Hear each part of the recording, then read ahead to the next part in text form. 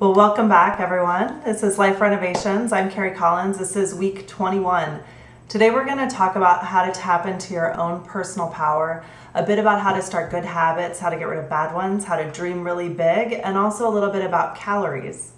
Now, when you think of power, what comes to mind? Like, a powerful person can be somebody who people follow. It can be somebody who makes changes happen for good or for bad. It can be someone who's incredibly strong. It can be someone who's quiet but mighty. I'm sure you can think of like a handful of people who are very different in character but very powerful nonetheless. Now, when power is separated from a person, though, what is it? I mean, power is electricity, right? When lights go out, we say that we've lost power.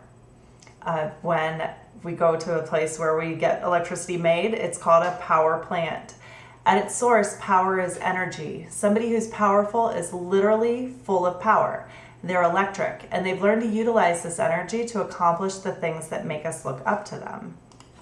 Now, you've been learning that you also have the ability to tap into this energy, this chi. It's the universal mind. Now, here's the thing about chi. It's unconditional, which means that it works without any conditions attached. You don't need to be worthy of chi. It's just everywhere waiting to be utilized with absolutely no conditions. Now, here's what's even better. You've learned that your mind and the universal mind are one and the same, just on different degrees. So if the universal mind is unconditional, then your mind is also unconditional. And that means you're free to think whatever it is you want. Your mind is the place where you are 100% truly, without a doubt, free. Now, when you realize that you have the power to think freely, you can start to draw on this power, apply it, and let it grow so that you can realize how great the possibilities are for you. There's so much potential in you when you tap into this power because nothing comes into physical form without the first step of concentrating on exactly what it is you want. Every cause has an effect, and you're able to start the cause. Now, this energy that we harness is singular and indivisible, and we're all channels for this energy to flow through. Our ability to think is our ability to act upon chi and literally form it into objects through concentration and proper planning. Your recognition of your ability to harness this life energy allows you to come into recognition of your own power. Now, I want to make sure that you understand and you realize how completely amazing this idea is. Your mind is made up of this same ether of the universe. Your deep subconscious intelligence that keeps your heart beating and your lungs breathing and your digestion moving and your cells growing and even triggers the neurotransmission in your brain is the same energetic mind that keeps the earth spinning at its exact right speed on its axis and keeps it in the exact right path around the sun. When you look at the stars in the sky and reflect on the infinite possibility of the universe, imagine too that your brain is also an infinite universe of energy. Your ability to think is infinite in quantity and quality. You have absolutely no restraints because it's unconditional. Now, remember when we talked about making coffee weeks and weeks ago? If you want coffee, you have to plug in the coffee pot to an outlet with power. You have to find the live power source. And once you plug it in, you bring life to the coffee pot, you get a cup of coffee. You're like the coffee pot. You need to plug into a live wire to have power. And that live wire is chi, it's the universal mind.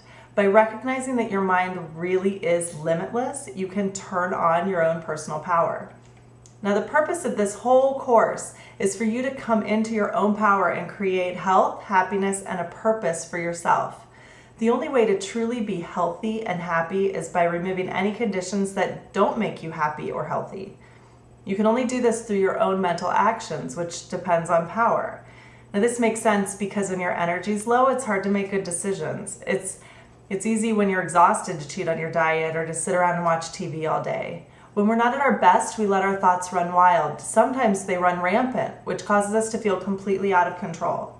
And when you're not keeping your chi balanced through movement, healthy foods, rest, and meditation, you're setting yourself up for negative thoughts to come in.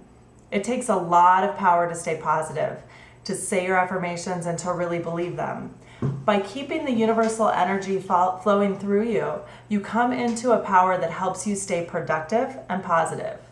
It's the only way to accomplish your goals, and it's easy when you're in contact with this energy.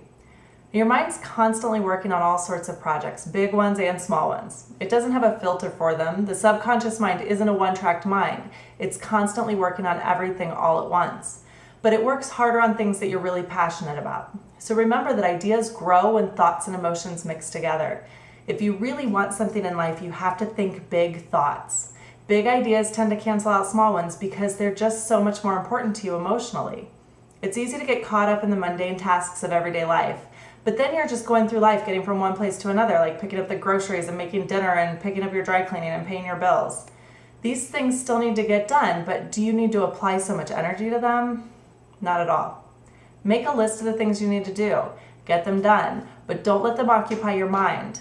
If you hold the big picture in your mind, the small annoyances of day-to-day life will leave your thoughts. When you think big, you're setting yourself up to accomplish big things in your life. When you think about laundry, you get clean clothes, which is great. You don't smell. You look beautiful. But for what? I mean, really, what are you accomplishing in your life? You have to keep the big thoughts in your head. In order to free up your mind for the big thoughts, you have to learn how to get rid of the small ones. The first thing to do is to start keeping a to-do list. So keep a small notebook on you at all times, whether it's in your purse or a pocket or, wherever you keep it, and always have a pen with you. And when you think of something you need to do, but something that doesn't have a deadline per se, like maybe you want to read a book or you heard about this thing or I really need to buy toothpaste, like that sort of thing, write it down immediately in your notebook so you don't forget because it's written down, and then you can forget about it. It doesn't have to be in your mind. If it's something that does have a deadline, don't put it in your notebook because it'll get lost in the tasks, but put it in your calendar for the day that it's due. Now, I like to keep paper versions of both because I like to actually look at what I've accomplished and to be able to see what's coming up. It really feels good to see it, especially when you're crossing them off. It feels really good to be like, I've accomplished these things. Now, at the same time, if you're someone who easily loses things, it's probably best that you would use an electronic device like your phone or something like that, something that you can back up. By writing down the small tasks, you free up your mind to think about the things that are really important to you because you don't have to use your mental forces to remember them. Write them down and remember them, or write them down and forget them, is what I meant to say. Forget them until it's time to actually do them. You don't have to hold these things in your mind. If you want to free up your mind to think big thoughts, then you need to also remove the small habits from your life. There are many ways to become more efficient in life, and one way is through batching tasks. Batching means that you do similar things all at once at a designated time instead of as they come up. For instance, like your mail, your snail mail, is no longer considered urgent by any means because you never know when you're going to get it. It's once a day. Nobody considers it urgent. Most of the time it's garbage. Now, I collect my mail throughout the week and I go through it all at once. You don't have to do it every day. It's a waste of time. Email can be similar, although this is a little difficult because people have different expectations on how email should be treated. If you jump into your inbox every time a new message comes in, you're distracting yourself from the more important big thoughts that you should be focusing on. Like when you're really doing something, you get on a roll, like you're really cruising, it's like you're driving on a freeway in Montana at full speed and you're just like, you're cruising. You're really accomplishing a lot. When that email or phone call or text message comes in, it's like you have to slam on the brakes, take a quick detour through town, and then you have to get back on the freeway and you're like getting up to the speed and it's like chug, chug, chug. It's almost like you're going uphill and it takes forever to get back to where you were, back to that cruising speed. By the time you get there, you got another email that comes in and you're off the road again and there you go. Now imagine if you were taking a road trip and you had to get off to go to the bathroom every 15 minutes. It would take you forever to get your destination and you'd end up using a lot more gas and a lot more energy from your car, right? Now, in order to stay focused on the big picture, you have to be willing to shut off these distractions and save them for a later time. A good rule of thumb is to check your email once an hour as a break or even every 2 hours. Responses should be quick and simple with no hint that you'd like an ongoing conversation. Now, people are sometimes funny when you're suddenly not really accessible to them. So you might need to train them to respond to you differently. An easy way to do this is to say to them, if you have any urgent questions, feel free to call me directly. Now, most people are really hesitant to call someone on the phone unless they've really got something important to say because it feels intrusive. And you will only get urgent calls this way, especially about work tasks. Now, when people do call, don't ask them how they are. Don't ask them about their day. Just say, oh, great, I'm glad you called. I'm really busy, but what can I do for you? It's a quick change of words, but if you do that, it doesn't allow for any chit-chat. Any responses that would take more than 2 minutes to write in an email or discuss on the phone should be on your to-do list or in your calendar first, because it's a waste of time to try to do them right away. Batch them, put them in a place where you can do them later when you're really focused. Then schedule an hour or two during your day, during your work day, to go through your calendar list first and do all of those things first, and then your written to-do list next. And that should happen every day just to make sure that you're on track with what you're supposed to be doing. These are your small goals, and they're not going to lead you towards your life's purpose, but they're going to make sure that the things that you need to do every day get done, because you have to do these things every day. And you'll be surprised at how much more you get done during your day and how much time you have to think about the bigger things when you batch things like this. Now, the final way to free yourself up to accomplish greater things is to literally free yourself from the small tasks. Start delegating. There are things that could be done by somebody else for a small fee. So look in your budget and see if there's a possibility to delegate some of your tasks.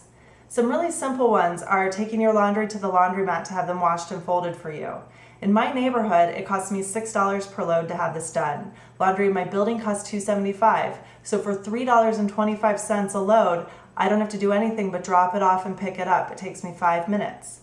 Now, the same thing with my groceries. I can spend an hour at the grocery store, carry all my groceries up and deal with all that stuff, or I can order them online and the delivery fee is about $10. So, weigh it out. If it's worth it to you to have that extra time, it might be time for you to think about some more important things. Cleaning my house also can take anywhere from 2 hours to 6 hours, depending on how obsessive compulsive I feel that day.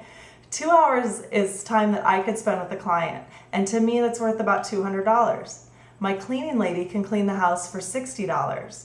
So if she can do it while I'm working on a client, that's $140 profit for me not to clean my house, as long as I can see a client at the same time and I don't have to put wear and tear on my body. It's worth it to me.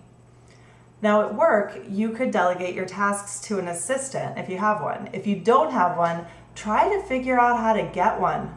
Put your brain to work, start thinking, how can you get an assistant, even an intern? Think of something. There are things like scheduling appointments, writing letters, sorting through emails, opening mail, or just like if you have a presentation, there's a ton of arts and crafts that have to be done to put them together. That could be done by someone else. You have to let go of a little bit of a control, but it's okay if it frees you up to think a little bit more. If you remember the lesson from last week, the highest paid jobs are the ones with the least amount of labor and the most amount of thinking, right? You have to have time to think if you want to move up in your career or accomplish greater things in this lifetime. Now, when you have time to think, you're bringing the conditions you want in your life by creating the same conditions first in your conscious mind. Everything we hold in our conscious mind eventually is accepted as true and accepted into the subconscious mind through the solar plexus. Remember that? That was like week 3. It was a long time ago. Once that has happened, you've created a blueprint of how your life will progress from here on out. Our lives are just a reflection of our predominant thoughts. Your mental attitude is literally reflected in everything around you right now. So you can look around you and you can say, is this the life that I want?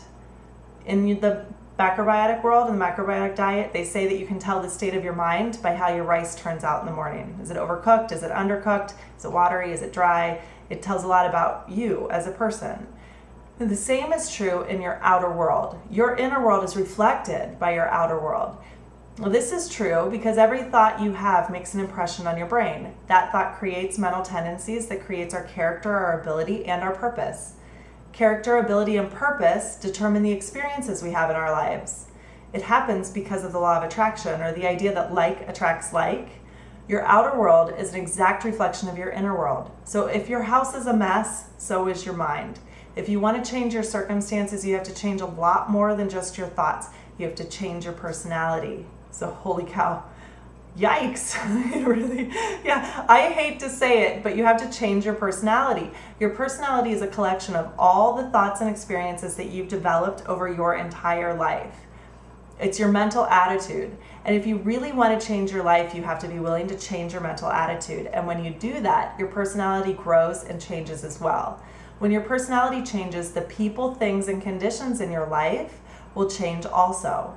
suddenly you'll realize that your outer world is completely changing right before your eyes.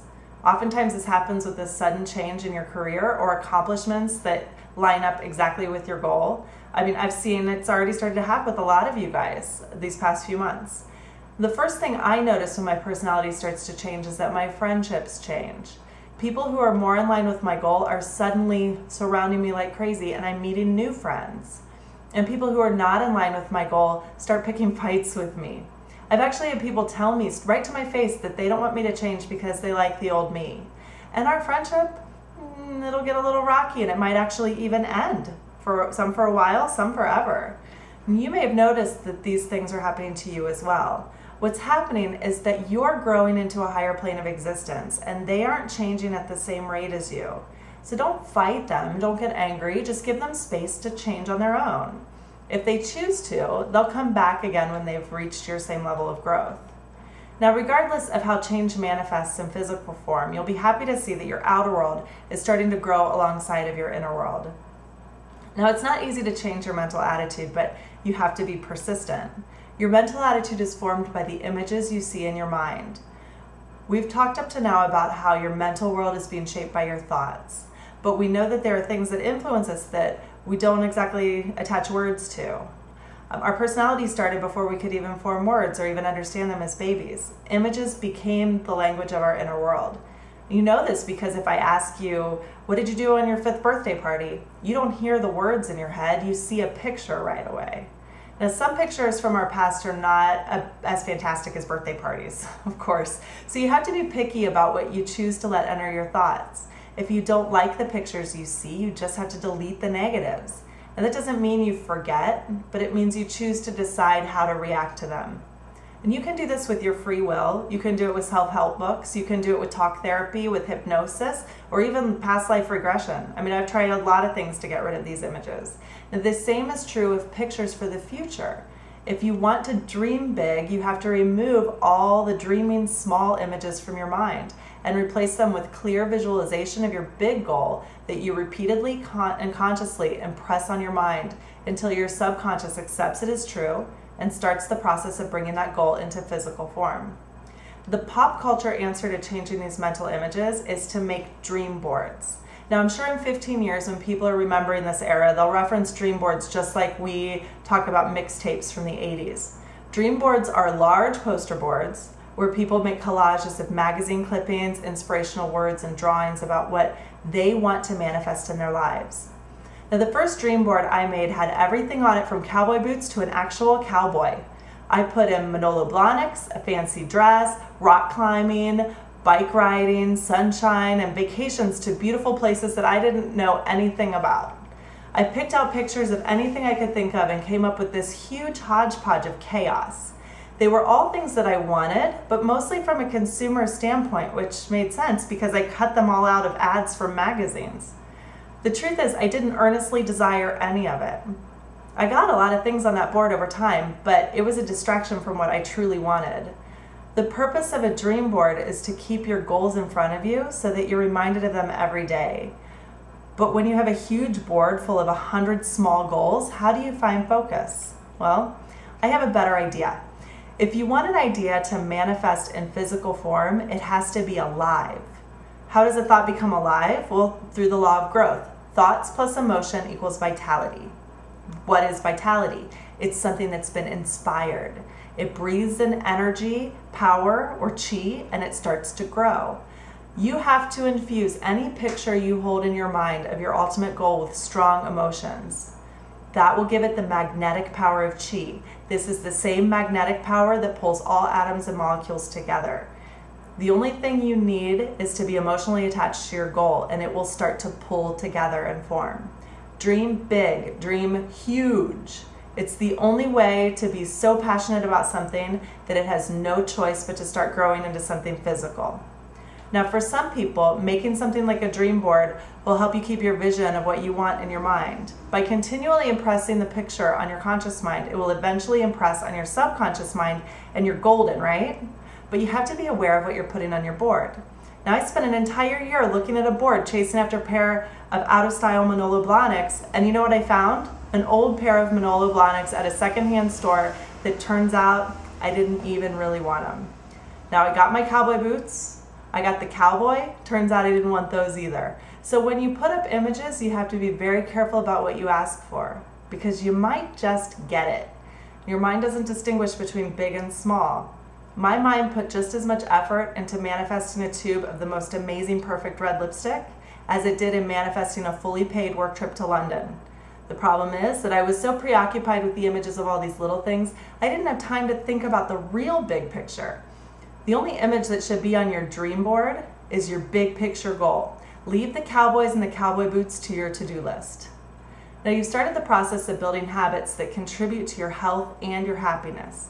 Now you know how to plan your day so that you can continue your work on your goals. And the next step is allowing yourself to dream big. Get rid of the riffraff. What images are you holding in your mind? Well, first look at what images you're holding in your outer world.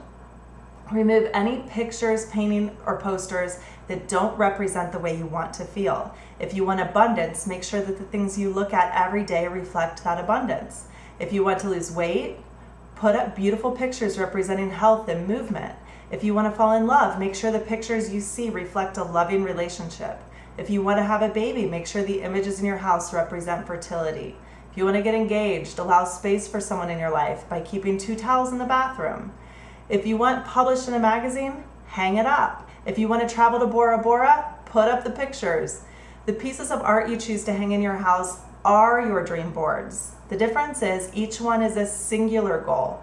Meditate on it, and don't even consider putting it on the wall unless you are incredibly passionate about it. Otherwise, it's just a waste of space, not only in your outer world, but in your inner world as well. Ooh, that was the smoke detector.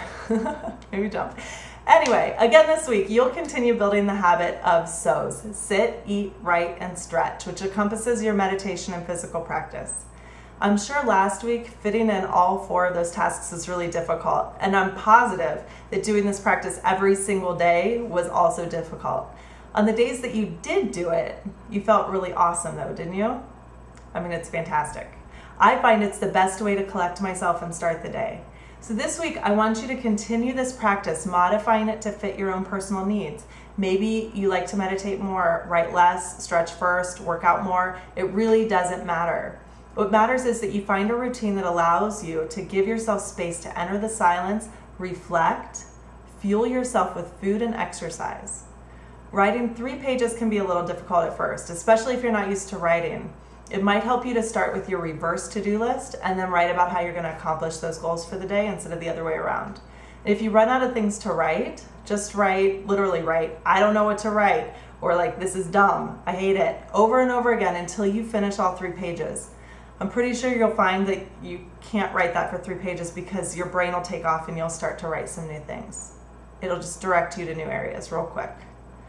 Now for your diet challenge, I want you to be aware of your caloric intake. Calories are converted into energy in our body. And this is a little trickier than our other challenges because it's going to take a little bit of work from you every day. I want you to get online and look up a website, a calorie counter. Now there's one that I use called Everyday Health. They have a calorie counter that's really good. I'm going to give you guys the link to that in your journal. It's a free website. You can really use any of them though. There's plenty.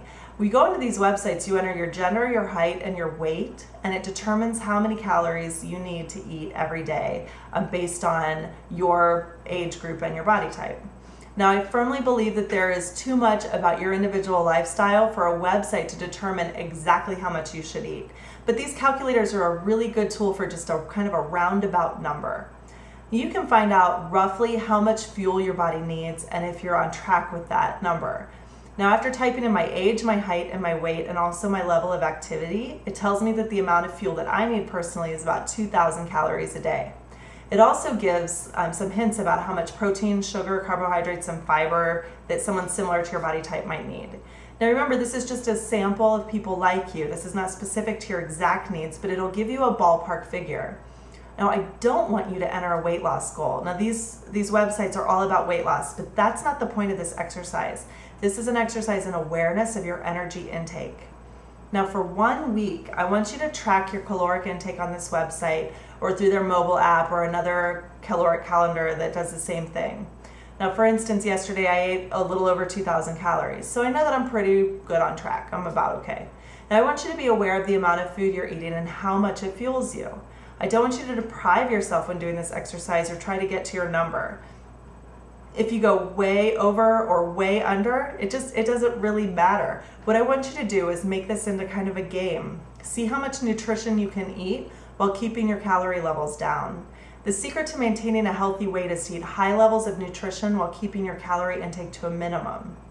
I like to research some of the foods that are gonna really fuel me up and satiate me, but aren't gonna suck up all my calories for the day. Like one of my favorites is seaweed. Seaweed, I know I told you, it's like no calories and it's amazing amounts of nutrients. If you know what those kind of things are, you can eat them on a regular basis throughout your day and they will satiate you. You won't need as many calories.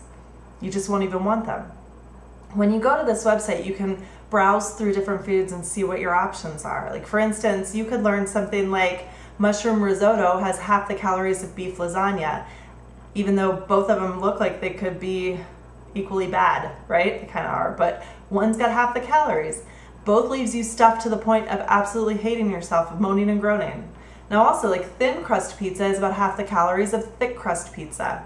Now it makes sense when you think about it, but how often do you ever really consider whether you want thin or thin crust pizza? You just ordering pizza, right? Now also, like a Coca-Cola at a fast food restaurant has 100 calories, but an unsweetened brewed iced tea has 3. Water has 0. So you can make decisions like that. Like, do you really want to waste 100 calories on a Coke? I mean, come on. Eat chocolate instead. It's so much better. Now, you know a lot of great food options now based on what we've learned in this course. I've taught you so many things you can use. Use them to your benefit to see how much you're actually eating as far as calories go.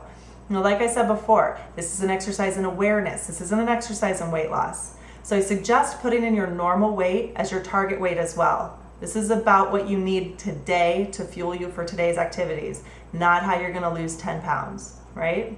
Now this week, you're gonna continue giving yourself space to think, to learn, to grow. And I want you to physically remove any pictures or images in your outer world that don't reflect your big dream in your inner world, and start looking for images to replace them. Buying new artwork might not be in your budget, but you can easily print up pictures online and frame them. Watch as your outer world starts to change alongside of your inner world and how the conditions in your world start to match. As you do, you'll start to realize that you really do have this power to make really, really big changes in your life. All right? So that's all I have for today. If anyone has any questions, go ahead and throw them in the chat. Otherwise, I will see you guys next week.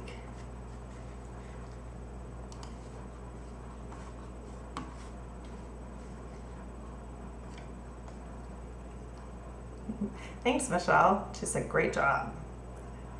You have any questions about it? There's some really good resources for people who need help. There's a really great book by Peter Drucker called The Effective Executive that I really like, which talks about how to really fine-tune what you do and how to be more efficient, how to delegate. And you don't have to be an executive to read it. Like, you could be at any point in life, but it's just kind of interesting to think about like how you spend your time. So that's a really good one, a resource. Another really great resource is called the 4-Hour Work Week, which is Tim Ferriss wrote it, and he's kind of a productivity specialist and probably one of the craziest people in the world, I'm sure. But his book is really interesting because it talks about how to pare down the tasks so that you really can do the things that you want to do. That's another one of my favorite books. So I would take a look at those 2 books if you're interested in, in changing some of the habits surrounding, your smaller goals. Oh, another one, Getting Things Done by David Allen is another one about getting information out of your head and onto paper and how to keep that organized. Those 3 resources are really what I pulled for in these chapters. All right? Okay, well, if there's nothing else, then I will go ahead and log off, and I will see you guys next week. Have a good one.